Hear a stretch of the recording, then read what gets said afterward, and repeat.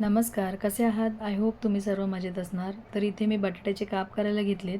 तर मम्मीच्या तोंडाची टेस्ट गेली होती ना, तर मम्मीला असं काहीतरी खाऊशी वाटत होतं. तर मम्मी मला म्हटल्या, की बटाट्याचे काप फ्राय कर. तर ते मी बनवले आणि मी पण ट्राय केले, छान झाले होते.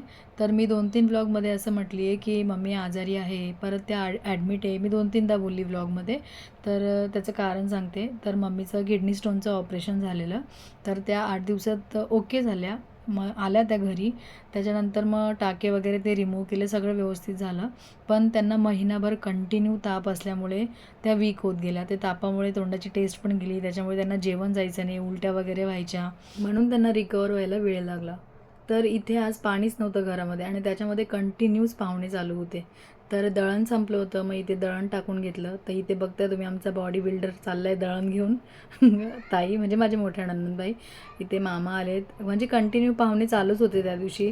आणि गुरुवार होता त्याच्यामुळे मस्त बट्टीचं जेवण बनवलेलं मी, डाळ-बट्टीचं. आणि शेवटची पाहुणी ना आज ताई होती, तर ताई पण मम्मीला बघायला आलेली. तर कंटिन्यूच पाहुणे चालू असतात मम्मीला बघण्यासाठी.